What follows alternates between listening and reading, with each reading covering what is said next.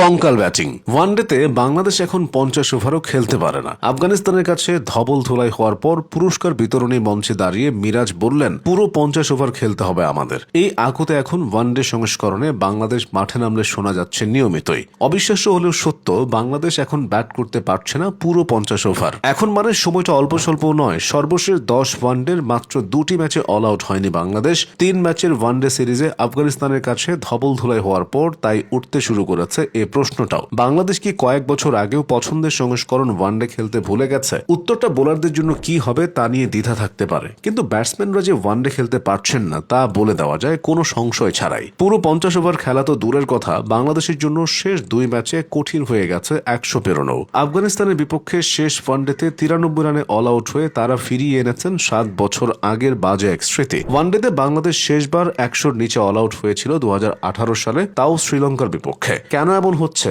এক কথায় উত্তর হতে পারে বাংলাদেশের ব্যাটসম্যানদের ধৈর্য নেই। টি-20 যুগে ওয়ানডে ব্যাটিংটা যে আলাদা সেটি ভুলতে বসেছেন। প্রয়োজনের সময় ধরে খেলা, 1-2 রান নিয়ে ইনিংস এগিয়ে নেওয়া, শক্ত ভিত তৈরি হলে সেটির উপর দাঁড়িয়ে চালিয়ে খেলার সামর্থ্য কমেছে ব্যাটসম্যানদের। আলাদা করে কোনো জায়গা নয়, টপ, মিডল কিংবা লোয়ার অর্ডারের ব্যাটসম্যান সব জায়গায় যোগ হয়েছে দুশ্চিন্তা। সেটি কাটাতে বাংলাদেশকে যেতে হচ্ছে নানা পরীক্ষা নিরীক্ষার ভেতর দিয়ে। শেষ পর্যন্ত সেসব পরিকল্পনাও ব্যর্থ হয়েছে। ওপেনিং এর কথাই ধরুন, 50 পেরোনো জুটি বাংলাদেশ পেয়েছিল 11 ম্যাচ আগে। এই সময়ে 5 বার উদ্বোধনী জুটি বদলানো হয়েছে, 6 ব্যাটসম্যান খেলেছেন ওপেনিং এ, কিন্তু কোনো জুটি ভরসা জোগাতে পারেননি। টপ অর্ডারে ব্যর্থতা মাঝের ব্যাটসম্যানরাও সামলে নিতে পারেননি একদমই। এমন কাজের জন্য বাংলাদেশের বড় ভরসা ছিলেন মুশফিকুর রহিম। তার অবসরের পর কঙ্কাল হয়ে গেছে মিডল অর্ডার। গত ফেব্রুয়ারি মার্চে চ্যাম্পিয়ন্স ট্রফির পর ওয়ানডেকে বিদায় বলেন মুশি। এরপর বাংলাদেশ ব্যাটিং অর্ডারে চতুর্থ থেকে ষষ্ঠ অর্থাৎ মিডল অর্ডারের জুটিগুলো 100 ছাড়াতে পেরেছে মাত্র একবার। আফগানিস্তানের বিপক্ষে ওয়ানডে সিরিজে প্রথম ম্যাচে তাওহিদ হৃদয় আর মেহেদী হাসান মিরাজের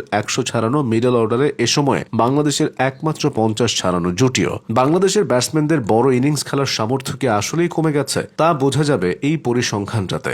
শেষ 16 ম্যাচে বাংলাদেশের ব্যাটসম্যানদের মধ্যে মাত্র একজনই সেঞ্চুরি পেয়েছেন। তাওহিদ হৃদয়ের সেই সেঞ্চুরিটা আবার ভারতের বিপক্ষে চ্যাম্পিয়ন্স ট্রফিতে হেরে যাওয়া ম্যাচে। এসব তো সংখ্যার বিচার। ওয়ানডেতে খারাপ সময়টা খুব বাজে হওয়ার দিকে যাচ্ছে মেহেদী হাসান মিরাজের অধিনায়ক